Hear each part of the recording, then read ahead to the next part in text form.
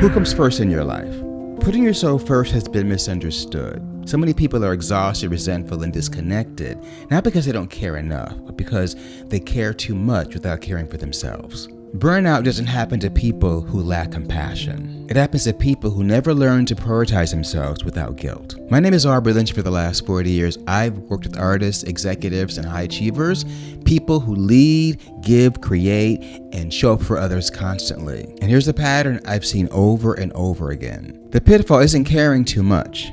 It's caring without an internal foundation. If you've been running on empty, this episode is your permission to pause. At the end of this video, I'm going to give you 4 practical ways to choose yourself guilt-free, because walking with lions doesn't mean running until you collapse. It means knowing when to stop, breathe, and restore your power. Welcome to Season 4 of Roar. Many of us operate under what some call the earned fallacy. The belief that rest must be earned, boundaries must be justified, and personal needs must be paid for with productivity. I'm guilty of this one. I relax when I feel like my day's been productive. If not, then I'm up doing stuff like this, filming videos. So this video is for me as much as it is for you. That's a dangerous cycle. Keep working, giving, pushing, trying to pay off the debt of simply existing.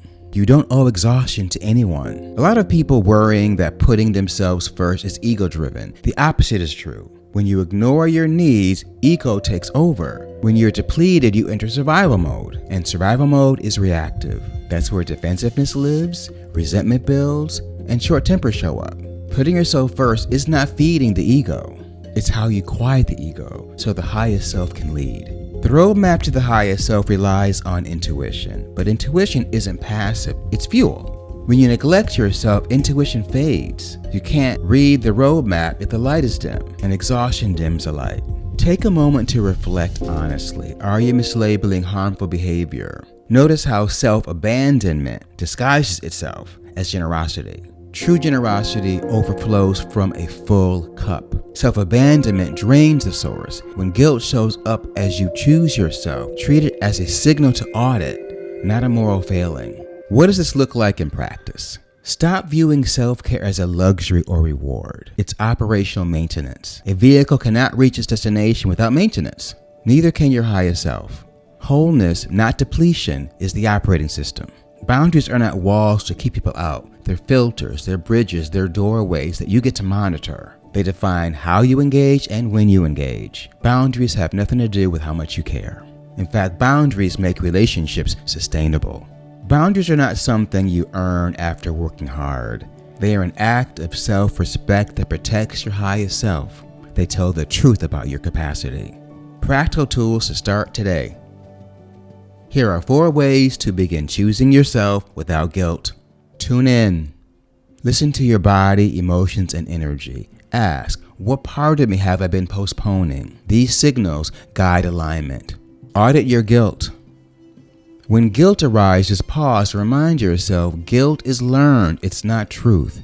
It's information, not condemnation. Redefine your boundaries. Stop seeing boundaries as rejection. Use them to define how you engage and when you engage. They protect what matters. You. Shift to maintenance. Stop wanting to earn rest. Reframe self-care as maintenance. You cannot read the roadmap to your highest self while operating from depletion. Walking with lions doesn't mean running until your heart explodes. It means knowing when to rest, when to conserve energy.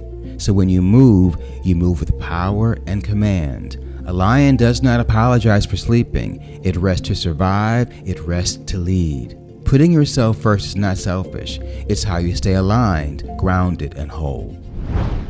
As you strengthen your boundaries, we'll expand outward next into limitless living. It'll be there once posted. Until then, rest with intention and move with purpose. One planet, one tribe, one world, one love. I'll see you there.